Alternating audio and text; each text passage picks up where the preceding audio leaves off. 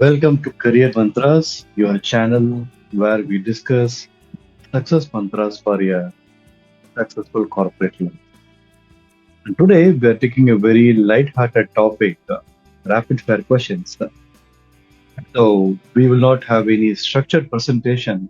Instead, we will go through some of the questions and I'll give my candid answer. And as it is not structured, you will find me filling with some fillers and words. Let's get into the question.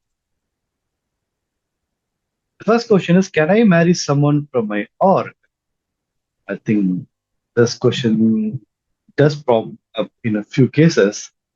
The short answer is yes, but there are a few things which we have to know, which are advantages and disadvantages. Advantages being that in case you're planning for on-site together, it's easier to get if you're in the same org. Your spouse would empathize with you better because he or she understands the organization and what you go through.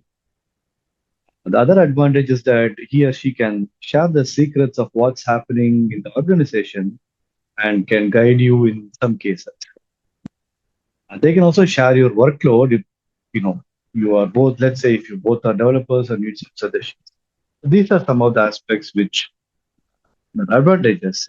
Also, you can negotiate very nicely with the management because both of you work in the same organization. They understand what you go through in your life, and they may give some, leeways to balance your life better.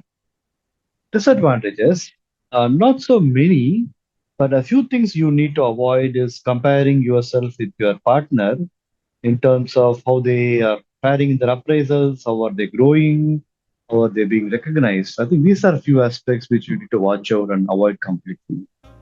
Though I should say that in some of the cases, I've seen people who marry from the same org, they don't tend to stay in the same organization after. I don't know why.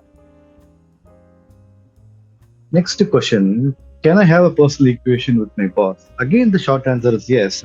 But it's important to understand why this question comes up. This question comes up because a lot of times we are a little bit afraid that if you have a personal equation with your boss, he or she might use it to his or her advantage. I think it stems from the fact and insecurity on your part that you are vulnerable. Well, in some cases it does happen, but it's not a very legitimate fear in all the cases, in a lot of such cases. Personally, for me, I have enjoyed a very good personal equation with all of my bosses in my career. But at the same time, I have drawn a few boundaries in terms of, what is the information I will reveal and what is information I will not share. Also ensure that the healthy feedback is shared, with my boss. On that. There are some good advantages in terms of the career path. Sometimes it helps a lot. It helps to understand what are the new opportunities in your organization. And he or she will be an excellent sounding board in the future also in case he or she is no longer your boss. So short answer is yes, but watch out for how much of the information you give it to or her. What's the one thing you should ask always in your career? Yes, it's not just in the career, but even in the meetings or in the project or in any role, the single most question I found, which is very useful to ask, is that what is in for me? If you ask this question, you'll try to understand, how are your goals related to this meeting or to this role or to this project? That gives you an emotional anchor, which gives you motivation to do that work. Without knowing what's your skin in the game, it's very difficult to aim for excellence in that particular activity. Okay, moving to the next question. What's the one habit where I will organize better? In my experience, there are many, but the single most habit I would say is putting up a task list early in the morning or the previous day and scheduling that sometime in your day. This will reduce a lot of chaos in your life and ensure that your goals meets the rubber on the road. So that's the one habit which I will strongly suggest. What's one thing should I do as a developer? I'm not a developer now, but in my developer days and from my interaction with my friends, what they say is to look at the best in class code always.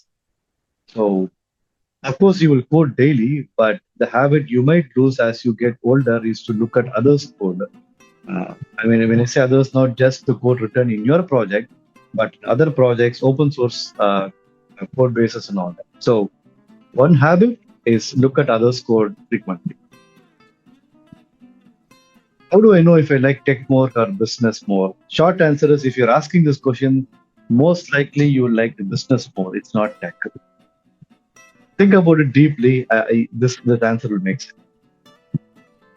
Okay, so that's a short and sweet rapid fire question. And if you like this video, please do like it and share it with your friends and subscribe to my channel. Thank you, friends.